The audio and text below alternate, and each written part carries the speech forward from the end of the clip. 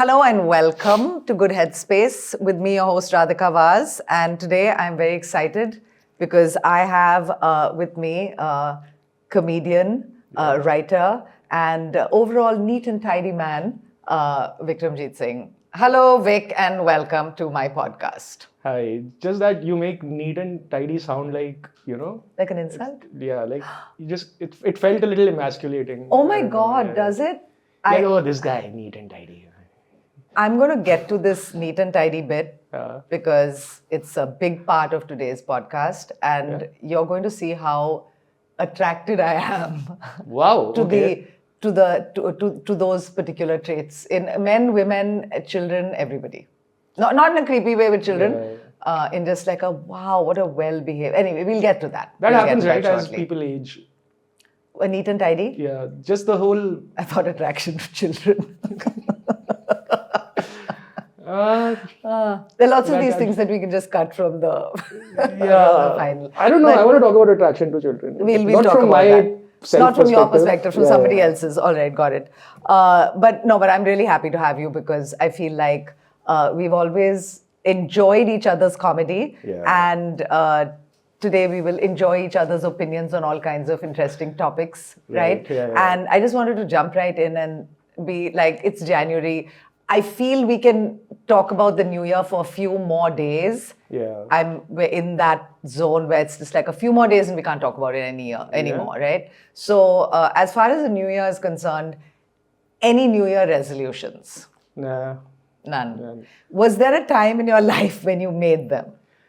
Never actively. I think, especially for people like us who've been doing comedy, in a sense, you're already doing what you want in life. It's just about doing that more / better / so there's nothing I want to change about my life. Okay.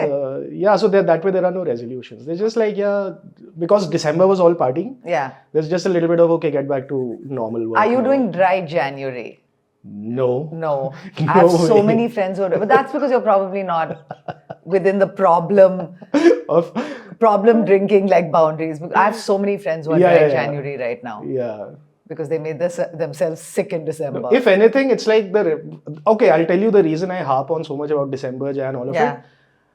As it has happened with me, especially in Delhi. I say Delhi because extreme seasons, right? Yeah. Somehow the entire year when it's hot and all of that, you're just a little asocial, you're sweating and you don't feel the need to make too many. I don't know, it happens with me. And then somehow Diwali to February, my mind just takes it as party time. And it's not just being a comic because so you don't have to go to office and all. Even when I had a job, I would keep my leaves for this time because I would there are friends and family visiting from all over. There's this weather and I don't want to be looking at a boss or looking at anything work related. So anything but dry January, ask me in April, that'll be dry for me, I think, in every way, but not January for sure. So January is still a little bit of a continuation from the 100%, holidays. yeah, 100%. Okay, even up till Feb and March. Wow. I just go with the seasons, So I used to make New Year's resolutions and mine, I feel, are always health related because I always want to be I have these fantasies of myself, waking up at 5 o'clock in the morning and just getting the day started and finishing running to 50 kilometers and doing this and that and the other. Never happened. Good. Never happened. I'm happy for you. I remember once, I used to be a member of a sports club, or whatever, gym. And sports club sounds kind of... Like a horse riding thing. Yeah, or like racket ball. So it was a gym. By the way, pickleball has apparently taken... I'm never going to do that. Because I feel like I'm so glad you said that. I'm already haggard enough. I don't need to add something to myself for people to be like, oh, there's the old lady. No thanks. No, so that's what. People now... So this is what I discovered in this whole course of partying through December. I went to a couple of places and people are talking about pickleball like... It has basically replaced drinking in the evening. So because it's the only game you can play while you're drunk. It's so slow. Yeah. So people are just like, oh, at least we're not drinking. And there'll be some runner, who runs 50 kilometers like, oh, pickleball, there is no exercise. They're like, but we're not doing it for exercise. We're doing it in lieu of partying. I'm like, okay, none of this is fun. I'm not playing pickleball. I'm not playing pickleball. I may play paddleball, which apparently you play with. There's a difference. I found this all out 3 days ago, where they play with a tennis ball, so it's a little faster, and it seems like you have to be a little bit more athletic for it.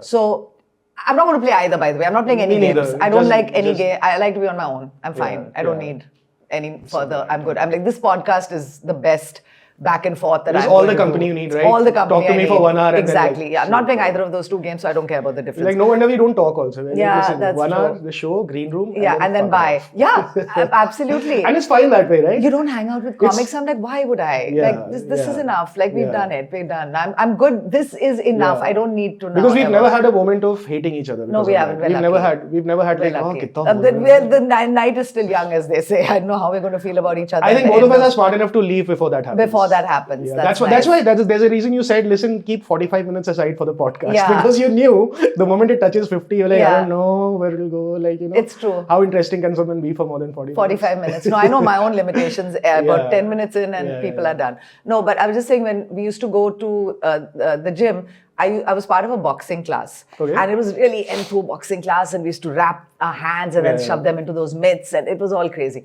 And I remember the first class after the New Year used to be the first time I took it. So I'd been doing boxing for 6 months, whatever. And then I came to the first class after New Year, which maybe was on the second or third of the month. It was a Sunday class. It was brutal. It was so difficult. I mean, I thought I was going to pass out, and I actually thought I was going to at one point pass out. And at the end of the class, I was just sitting there. I was like, why was today so hard? And he said, because it's the first class after New Year. And I want all... He said, did you not notice that we were 50% more people? Because they've all made the New Year's resolution. They've all shown up. And he said, I made it really hard so that they all leave. Yeah. Let them go home. The whole, like, they're pretending. yeah. He said, I don't need them lingering for 3 more classes. Yeah. Let them just not come back. And sure enough, the next weekend, there was nobody there. It was the same old people who were already, who had come in July and decided to make it a habit. Yeah. So that was when I realized, shit, we do a lot of things in the beginning of the year very enthusiastic.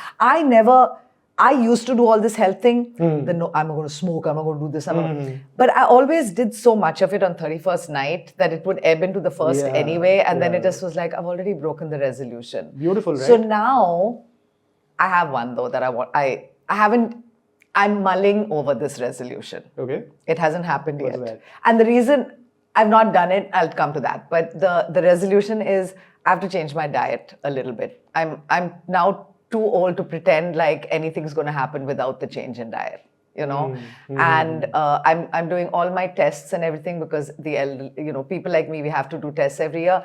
And so now there's a sugar thyroid kind of an issue floating around. It's not serious, it's borderline. And so I have to figure out if I can stop eating white rice the way I do, because I am a good South Indian girl at some level, and the white rice is like breakfast, lunch and dinner, dude. So complex. I feel like everybody in January wants to quit drinking, smoking, sugar and carbohydrates. But you think it needs to be as extreme as No, that? No. Right? I'm not quitting. For me, it's only going to be one of those things. So even that, if suppose there's white rice, I'm saying if you have this much white rice, even if you get it down to this instead of quitting cold turkey, I'm guessing even that might be a step up. And I've seen that work more for people. And okay, by people I mean me. Like, I've never quit anything. That is the correct way to do it. Okay. Is to reduce the quantity. Maybe that's what I should do.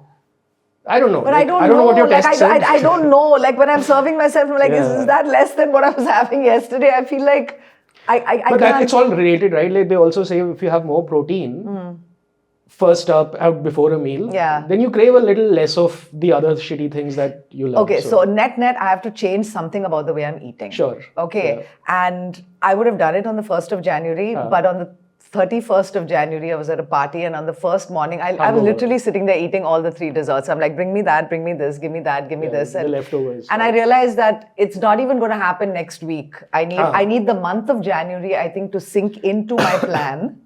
And then, then we'll come to it. But I'm going to do it.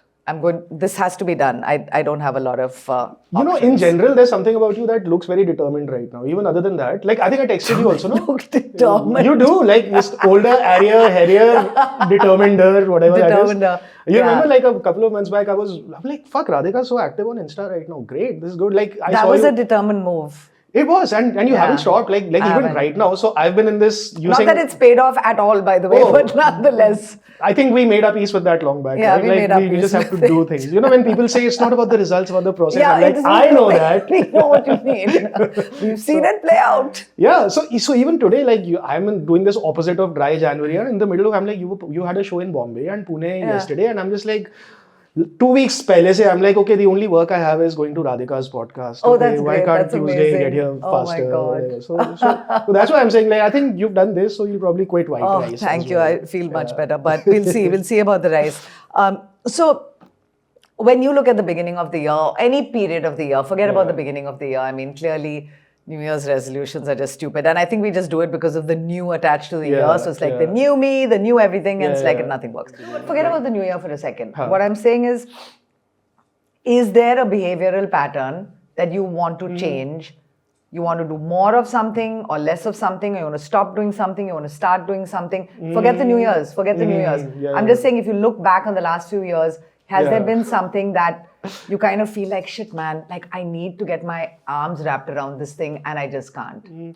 I think if I would just wake up an hour earlier, that would sort out Early riser. a few things. Yeah. Have you ever been a morning person? Never. Never. That's the hard It's part, always been a pain in the neck when that alarm goes. Even Are this you is a late- even this is an achievement, by the way. Us doing this at 12 is kind of It an is, achievement. because I remember the day I like two messaged comics you. woke up, yeah. No, but I messaged you with the whole thing about like what we were going to do, and you got back to me being like, "I'm really sorry, I just woke it up," kind of whatever. And I'm like, I want to be. I can't see. I have too much anxiety in general to be at peace with waking up late. It's not that I don't want to or can't. I can. It's just that there's too much anxiety in my body. And I have a dog now, so that's I didn't know that. early morning. Yes, I have to wake up early. But just this morning, I told my husband that during the winter months, I'm not doing the morning walk. I'll do the night walk, but the morning walk, it just has to be him, because I feel colder. I have to wear too many layers to leave the house. Okay. I don't think it's fair for me to do this morning walk with the dog. So I'm not going to be doing that anymore. And obviously Deepak agreed.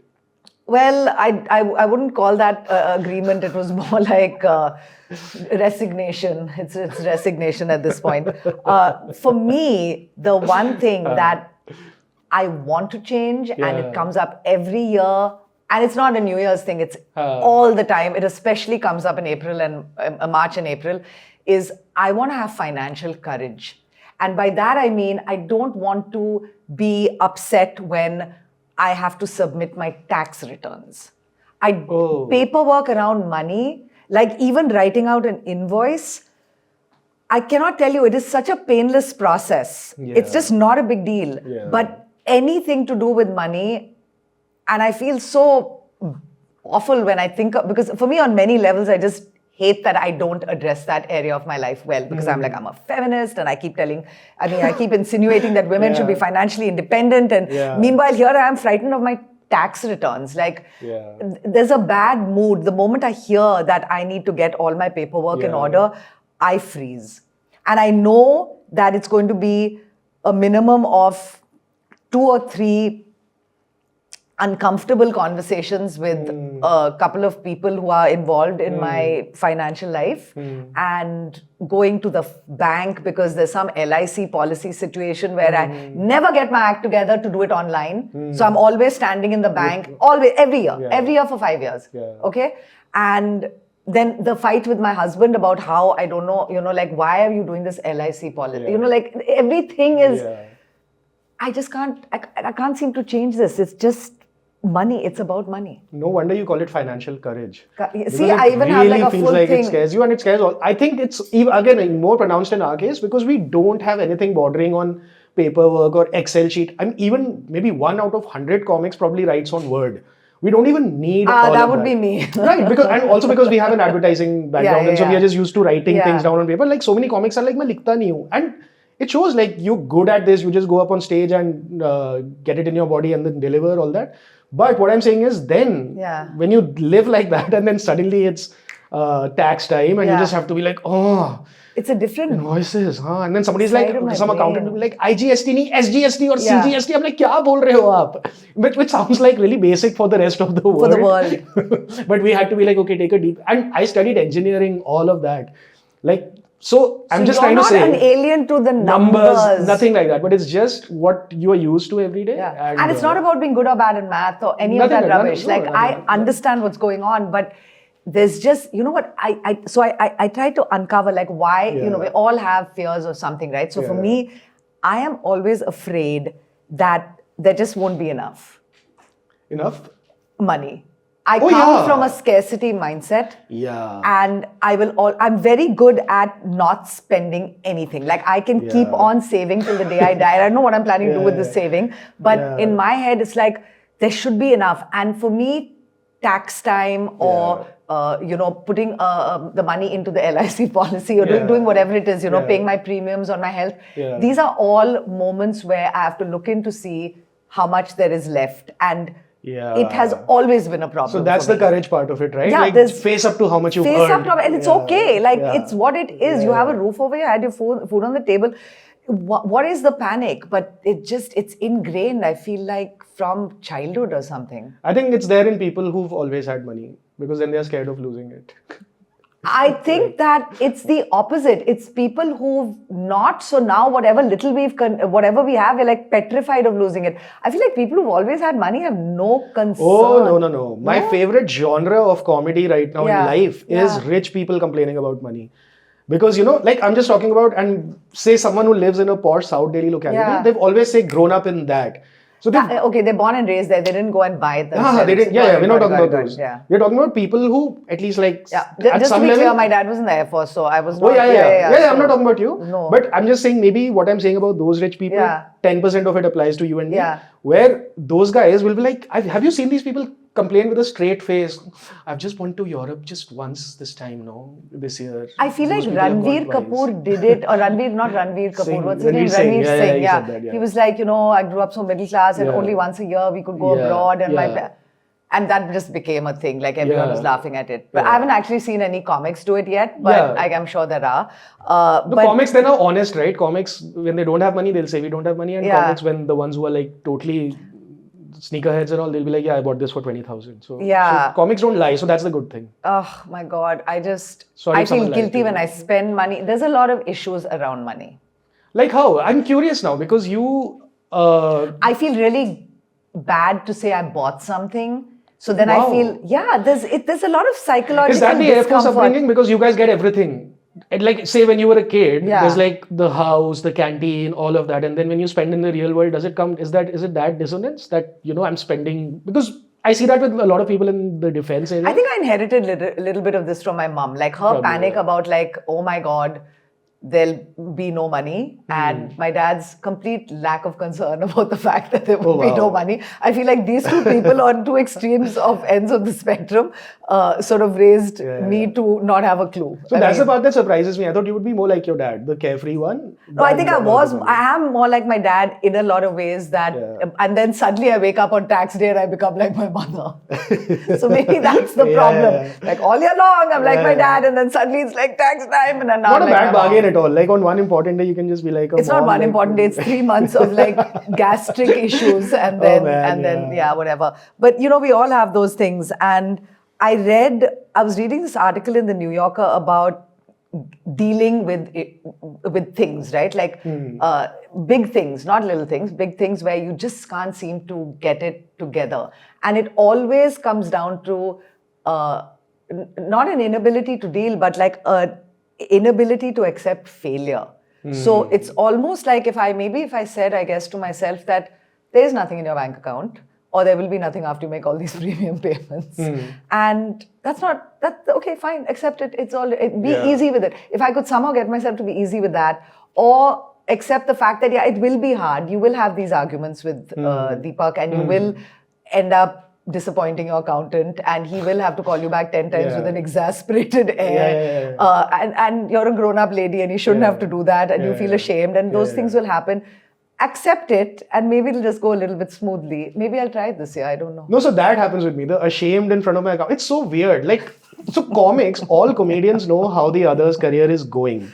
I can't fake it. I can't fake it in front of them. Ki, like, I made 1 crore this month and all that. No. Unless we pretend we Right. have like the secret corporate shows. Yeah. So there's that. So I'm saying I'm not even a little bit ashamed of a couple of lean months when I'm talking to comedians and all of that. You know where I'm ashamed? When I'm talking to my accountant. Yeah. Because I pay my GST quarterly. So every 3 months, I'll get a text from him and because he's I think not very textual in nature, he writes it in all caps. Okay. Oh, it sounds like he's shouting at you. So he's like, please give GST bills for these 3 months. And if it's been a bad 3 months, I'm like, इस बार तो एक ही bill भेज रहा हूँ मैं GST का. What will he think? Like, and just that shame washes over me. Like, okay, can we just do a public show bill where there were no invoices this month? There were no invoices. I'm like, cut and paste from last month. So I'm always like, sorry, इस बार बस 3 bill हैं, आप कर लो. Oh my God! Like, there was not a few months of lean. There were like many months of lean, and I remember. My husband and I share the accountant, and he was Kinky. on very, and he was on speakerphone, and he didn't know I was in the car, and he literally told, and he and my husband clearly have a very close relationship, because he told Deepak that. Maybe there's something, I can't remember what the deal was, but he was trying to minimize the work he did with me so that, because and he basically said, her income right now is not of any, nothing much is happening. Yeah. And Deepak was like, just so you know, sir, Radhika's in the car. And he just laughed. He just freaking laughed. The accountant just literally laughed at the fact that I'd overheard him say that I was nothing and contributing nothing to the family coffers. And I just couldn't believe how unapologetic he was. He just didn't, he was like, I'm an accountant, I'm stating a fact, a financial fact, have the financial courage, young lady, old lady, to deal with it. But these numbers people can be very cold sometimes. They're very cold, they're harsh, harsh people. So, that's why we need people like us. But that's why I need courage to deal with them. By the way, when you said financial courage, I totally thought it would be something else other than this. I thought when you said financial courage, it would be, and this is what like you always think the other person means what's going on in your head. I thought it would be ki, like, I will spend what I have. I've always been holding back. Ki, I don't have enough. Yeah. Let's just fuck it and like do what makes you happy. I have 10 rupees and 8 rupee thing makes me happy. Yeah. Let's buy that thing for 8 rupees and 2 rupees ka ho jayega kuch baat. Okay, so because that's where I am. I've definitely got better at doing that. Okay. So I will now buy myself a couple of things without that intense, guilt and shame, whatever, that comes and it goes. But there was a time when even if I knew I could afford something, I just wouldn't buy it. Yeah. Because I was just too afraid that, who do you think you are? Yeah. You do not deserve it. Oh, So, not consciously, but for sure subliminal, something was going on We've taken there. this from our parents. 100%, right? So, or from around us. I don't know. It's from somewhere. It's from somewhere. And Sudha Murthy. It's from them. It's from them. They are our parents. Every time I see an Infosys office, I'm just like, bhaiya, side. They're the two parents of India. So, but in the last few years, I've become a little better. So I will buy myself a few things and not be so worked up about it. But in terms of just look, and then when the bill comes, because it's all bought in credit, I should be able to look at that credit card statement without acting like a crazy. That's one thing that I've forced myself to do because I'm so frightened. Not buy things on credit? No, to buy things on credit, but to check my credit card bill because I'm frightened I've been overbilled. That's the only thing that makes me check those statements, by the way. Otherwise, I wouldn't check that either. Oh. And that is rich girl behavior, which I'm not. So it's irresponsible behavior. I can't be irresponsible. I think if we scratch the surface a little, you will be rich girl. I'm just saying. I think I'd have to dig a little deeper than that. Yeah. Girl, certainly, not lady, perhaps. But yes, I know why you said ooh, but I'm glad you did. With that, I'm keeping maybe that's why it's dry January in another way. Like I said kinky when an accountant came in and I said ooh when you were just stating a fact. I don't know, I said the word lady and you went ooh. And then when I said I just saw you wearing gloves and everything. Kinky, I know exactly. I think that's what it was. Hair up and pearls, Bridgerton that's what you've been watching. I've been watching Bridgerton. No, just a little bit. I don't stick too long with the series. Okay, we'll come to your series. We'll come to your series behavior, and we're just going to take a short break so that we can check in with our crew. Moving on. Huh. I want everyone to know why it is that I invited Vic on today, and why it is that I made him watch an episode of Marie Kondo's Tidying Up with Marie Kondo. Okay. So that's when I felt like you feel when your accountant is after you. I'm like, acha, kaam karna padega. Oh my God, that's true actually. That's how spoiled we are. Like I just know that. watching an episode that I wouldn't have watched otherwise. That's 40 minutes of that, I'm like, oh God, why is she making me do this? Yeah, I know. I also feel like I'm giving people homework. But I just want to throw us back to around the year we met, which is now freaking what, 12, 14 years ago? The first time you met? Yeah, probably. I think must have been 2014. Something like that. So there used to be a comedy club in Cyber Hub called, what was it called? Canvas. And they had a nice big green room, which actually had an ironing board in it. Okay. And I walked into the green room, and Vic and I were on the lineup with some other comedians. And I don't remember them, but I remember him, because you were ironing your shirt that you were going to put on and wear for the show. And the shirt that you had on was pristine, by the way. It could totally have been the shirt you wore on stage, but you were just ironing the shirt because this one is the one you had traveled to Gurgaon in. And I remember, but I loved that because I too am a person who will iron things, and I've recently in the last 1 year started giving a few of my things to the lady who irons stuff in the building for other people, for my husband, whatever. I never used to outsource my ironing. I did it all myself. But I loved that you were doing this because, again, it was always this sloppy vibe that I would come to the club and be like, and this is internationally, I feel like there's a thing about not all male comics, and I'm really sorry to the male comics watching and cancelling me from their lives, whatever, but no shoes, toenails not like tended to, and just straight out of bed. I don't know if you brushed your teeth, washed your hair. Like, I don't know what's happened with your morning routine, but you just dropped into the comedy club. Is it like that even? Like you asked nothing. You asked nothing, yet here you were, and that's why I said the neat and tidy man. And I mean, there's you and a couple of other people that we know of. I was new. Now to fit in better, I've started crumpling my shirt like this. Like, I'm gonna get like if I enter a room full of comics, I'm just like, oh my God, that's so funny. Yeah. I also don't want to look like I'm trying too hard because I'm like, okay, my jokes aren't that great, and here I am like in the full out. But it's funny you say that because that must have probably been the only time I must have been recording or something because of all, okay, so I'm fairly neat. Yeah. Listen, I've never seen you do this, and we've shared the stage multiple times after that. But just to me, I'm just saying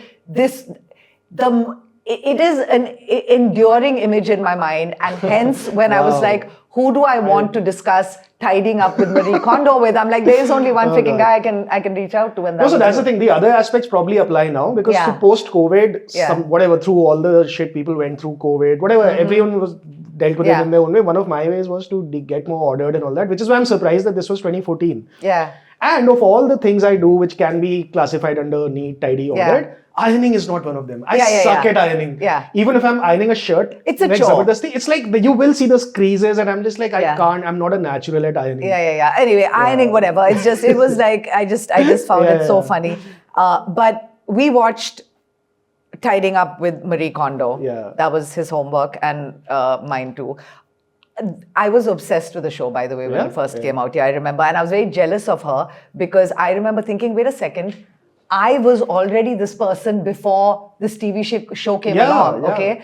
And there were so many aspects of my way of keeping my shit that just was, I mean, I have nothing to learn from you, Marie Kondo, but in retrospect, and now watching it the second time around because I asked you to watch it, a couple of things occurred to me. One is, it is the most soothing, I don't know if you felt this, but to me, it is a most soothing, like a long Uniqlo ad. Just the way she's dressed and the whole vibe of minimalism. And she's bringing, I think that's what she's more promoting than anything else, you know? And the thing that, I mean, I got lots of stuff from that, but, you know, I want to hear what you thought of the show, first of all. So my perspective on Marie Kondo was, even though I hadn't seen the show before, I had in a bookstore when her book had come out, I had like glanced through it and all that, and I sort of agreed with everything except the love your clothes and show them gratitude, talk to them like वो नहीं, मैं shirt fold कर रहा हूँ उतना बहुत है. I'm not talking to my thank you for letting me wear you. I can't do that. Before I throw you out, you served me well. So that sucks. But that said, I've always been in awe of that whole minimalism thing that Japan is so well known for. Like, thoda you would find out then there was something when Steve Jobs' biography had come out long back. I was sort of reading about how he was into it and all. And right at the start of your life, when you start earning, minimalism isn't exactly a choice, right? Yes. And how I knew I like it is that later when I could say add these 3 things to my house and I'm like, you know what, I don't need them. Yes. And that is what, because the episode I saw, that's in the US. And you could just see the contrast between the American way of life and the Japanese way of life. Because these people are like, oh my God, I have so much stuff. I'm like, then don't have so much stuff. Like, what she's essentially telling them is, like, dekh lo, how much do you need? Throw out what you don't need, which is not rocket science, but it's just like Americans, and like it's a huge house and they have so much to buy. And there's this girl who's Marie Kondo who's just like calm. And you remember there's also an episode where which episode did you watch? The first one. And it was that couple from with the two kids. cute kids. So there's this point where she says, oh my God, my husband just said it's so sexy when I fold clothes nicely, and she's just like, that's so American. Yes, like, exactly. Because So I mean I loved the whole, have what you need and not more than that, and I feel like that's something that should be across the board, like whether it's cutlery and crockery, whether it's clothing, whether it's shoes. And needless to say, I mean, retail therapy is how we make ourselves feel better half the damn time. Like there's so many things that I know for a fact, purchased, consumed, food, whatever, because I just need to feel better. Like just today, I had to come and wait at the cafe and I'd eaten breakfast. I didn't need this chocolate chip cookie. I'm talking about not eating white rice. Like, I mean, I didn't need the chocolate chip cookie. I have the lovely double espresso, make that your thing. I'm sure Marie Kondo has never eaten a cookie she didn't need. Yeah, that's the other extreme. I don't want to be her. I just take a leaf out of her. No, I want to be her, which is my unreasonableness coming to the fore. And I will never be her. So I will always have this monkey on my back telling me you're not like her. So I have my own issues. But I'm just saying that leaf, like you said, out of the book, it just is of don't be greedy. Don't have more than you need. And then you'll be able to take care of all of it so nicely. And the whole thing of you should be able to see everything you have. Did you do any tidying up, or were you inspired to do anything after the show? You were like, okay, good, I'm good. No, so like one of my achievements that I count like over the last 3-4 years, because they haven't been too many, so I'm just like counting, we're clutching at straws here, is that I you know those surprises where you're taking care of your closet and you're like, ye kab se pada hai? I didn't know this shirt exists. None of that right now. I have exactly what I need. And I think I have Delhi seasons to thank for it, because there's summer, monsoons, winter. So with every time winter's coming in, like October, I'm like, okay, what do I have? Oh, this sweater I don't need, give it to someone, all that. And if I need, these are the 4 things I have, good. So that way, there's like nothing that Marie Kondo could inspire me to do, because somehow I've already been doing that. Yes. And that really, I hate to say this earlier, I was also in that, creativity is about chaos and I was just going to say, desk. But no, I found it to be much better when things are very calm, when my desk is ordered and even I like my desk to look like this table, by the way, like literally. And exactly, I love having little boxes with all my shit put away. And then I can, for me, I don't operate well in chaos at all. And I live with somebody who does. Operates only in chaos. Deepak is the chaotic one? No way. Chaotic human being. He's been lying to me. He's just been lying to the whole world. I am the only one who knows the truth. But literally one line in that show where she says, couples, I think I wrote it down too. Couples can get closer to each other by tidying up. I was like, except my household, where we will file for divorce in 20 minutes. Well, is he like, so let it be here, why did you move it? I like it there, that's why I don't even, no, we are beyond this, I like it here, I like it there. I can move everything and I can create a semblance of tidiness and it'll go right back to square one. And now I feel like, you know what, I don't need to do that. Like if someone wants to live like that, let them live like that. So now he and a cleaning lady who does our folding, they have an agreement where once a month she sort of goes in there and like his mom basically, she's his mother. She tidies his stuff up and she comes out and we both roll our eyes at each other. But this morning, I said to him, there are 5 chairs in, so he sits in, we have 2 bedrooms. He sits in the one that's the guest bedroom, which no guest can inhabit thanks to him. And there are 5 things to sit on in that room. Okay, outside of the bed. There's a desk chair, there's a little chair in the corner, there's a chair on which he's got a bag, there's like a sofa-y looking comfortable chair, and then there's one more random chair. I said, there are 5 chairs in the room. No, there aren't, there are only 3. And then he looks around and there are 5. I'm like, 3 of these chairs have to go. We cannot have like an endless number of chairs sitting in one room. It's driving me crazy. Truth is, I just watched Marie Kondo and I was getting ready for this. But I am very inspired. So immediately after watching the show, I folded my jeans. You know her jeans thing of folding and then you stack them this way instead of one on top of the other. And now I can see all my pants. My winter pants are all like track pants, everything. They're all in like in a row. It's awesome. Made me feel really happy. No, so when I saw it more than inspired, I just felt vindicated. I was like, she's right. Yes, see, you felt like, you felt that you were right. Yeah, you're like, okay, cool, yes, cool, cool. Correct. Yeah, nice, exactly. nice. I've got this. I felt inspired. And now when this week, I would like to, but I don't know if it's going to happen this week. I think like my linen, like I have a small linen closet where all the towels and whatnot. The linen closet and the miscellaneous closet, which has photographs, old shit, gifts that other people gave us that I plan to re-gift it. So I'm like, okay, you know what, that whole thing, all of it needs to come out and I'm going to put it together. There's something about everything being in its place and knowing what I've got that doesn't feel wasteful. You know what it is? I hate being wasteful because it comes back to the financial insecurity and I just think that, if I know what I've got, then I'm not going to go overbuying stuff and all of that. Also, I love the thing that happens in your head where you're like, I like this shirt, but I'm not wearing it. Do I need it? So whatever those 30 seconds, just that moment of decision of, no, I need to throw this out is important because I don't know, I'm not a therapist and all, but I think it might be linked a little more to genuinely thinking, what do you want in your life? Yes. And once you start saying no to those small shitty things, like it's a shirt. Yeah. It doesn't affect your life one way or the other, whether you wear it or keep it. But I just think it locks you in a pattern of thinking more. Like then the next step is like, I've been invited for this party. Do I need to go? Do I want to go? So on and so forth. Do I take up this project or do I don't? Do I work? Do I not? Like making decisions faster. And learning to live with the consequences of those decisions. 100%. Because I think a lot of the time we can make the reason that holds us back from making a decision, at least for me, is what if? So that means I'm not willing to live with the consequence. And that's not grown up. Living with the consequences, like, okay, I did that and now, yes, there has to be a consequence to it. And now I have to live with it like a grown up person.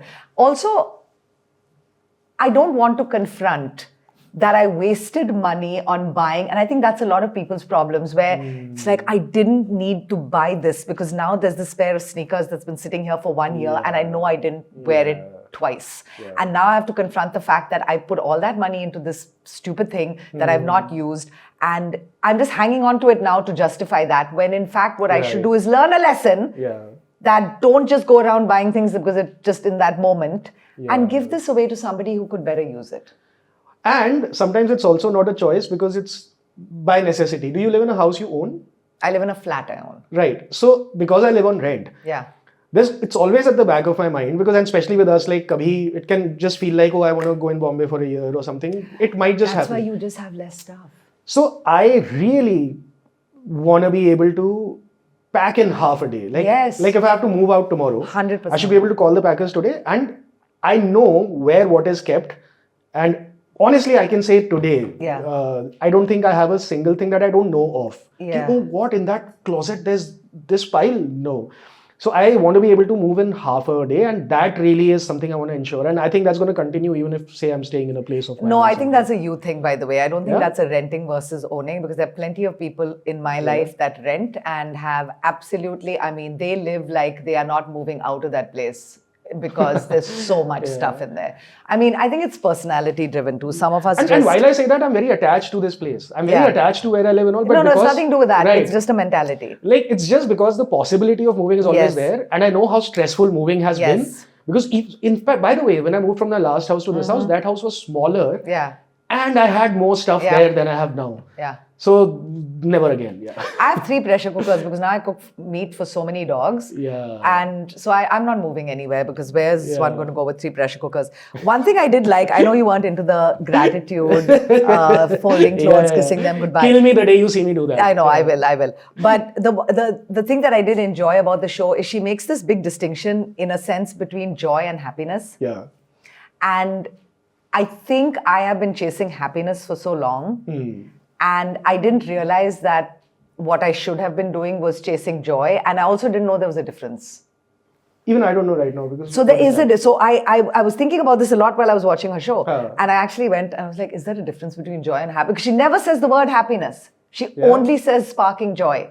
There's joy. There's no happiness. Maybe Japanese doesn't have a word for happiness. No, hang on. But there is a difference between the two, okay? And the basic difference between joy and happiness is what you get from things outside of yourself. So it's a feeling of goodness, but it's coming from without. Whereas joy is sparked from within. When you, hypothetically, when I go and buy a pair of jeans, that is happiness. Right. Because it is sparked from without. Yeah. But when I sit with all my old jeans and I fold them nice and I plop them in there and now I can see everything, that whole process is something I had to put in a little hard work for. Yeah. But that's a long, like I am excited about my jeans that I folded 2 weeks ago after sending you the watch Marie Kondo message. I am inspired and excited about it today. But the new jeans, I mean, let's be honest, 48 hours and I'm not that excited. Yeah. So that's the difference between joy and happiness, and we should all basically be leaning into joy. You do sound like you've spoken to your jeans sometime. Thanks for letting me wear you. I feel like at least in a weak moment you have spoken to your jeans. I have totally drunk the Marie Kondo Kool-Aid. Philosophy. Yeah.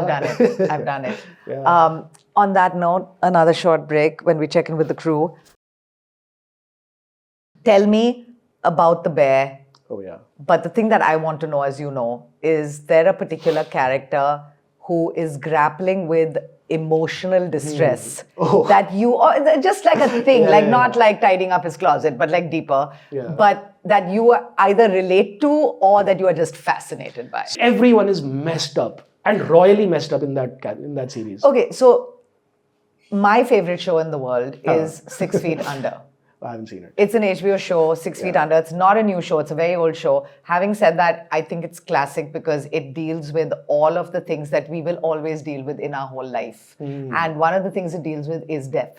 And to me, that was just the hook and fascinating because I think death is one of those things that everyone's going to die in our lives, ourselves included. But we're never prepared for it. We don't prepare ourselves for it. It's always a shock and a surprise. Everything is like all over the place. It's just such a big thing. And unless you're Marie Kondo.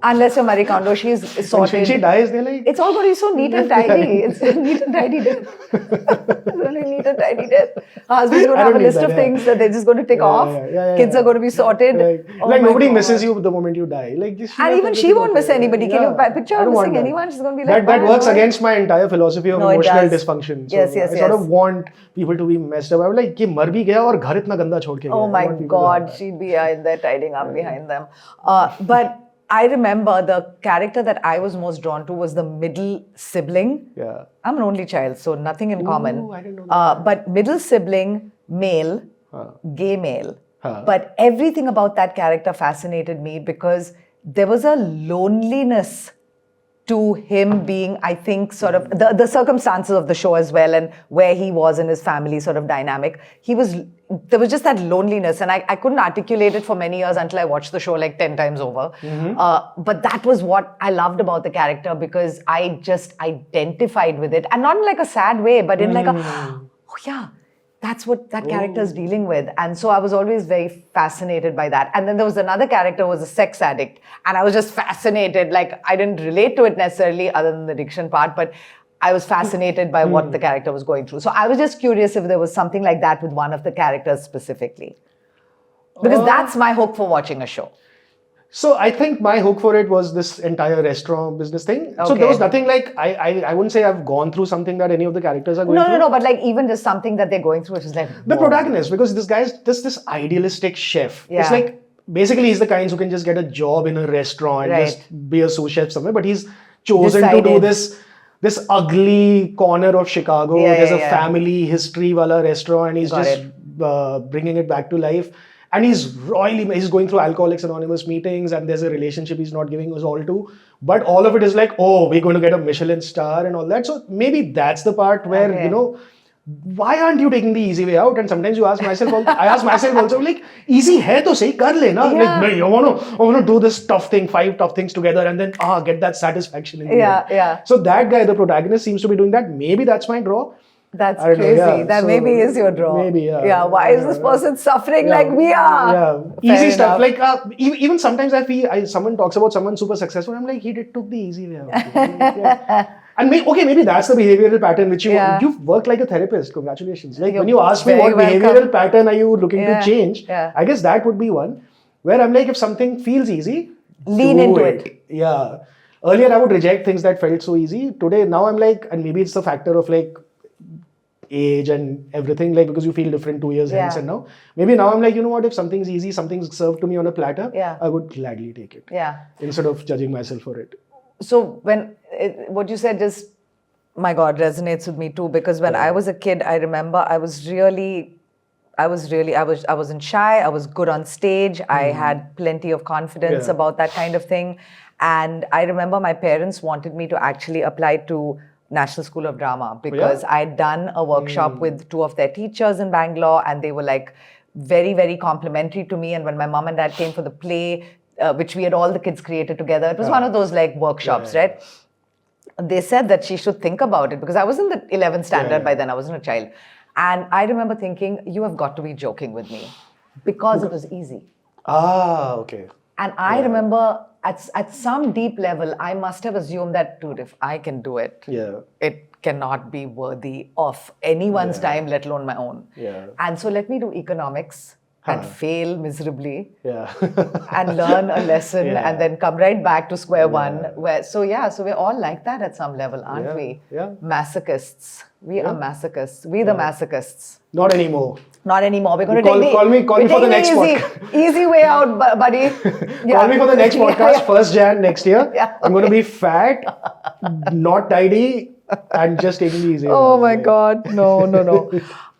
Okay. Thank you, my friend. I don't know if you know, but this is the first official podcast that we've taped. What? Yeah, because we're going to be on Spotify and we're going to be on Apple. Good luck, yo. I don't even know what's going on, but this determined thing is like this. I'm bringing it to 2025. Awesome. I'm excited for it. So thank you guys for joining me, Radhika Vaz, on Good Headspace. And thank you, Vic. Thank you, Radhika. See you soon. Bye. Done.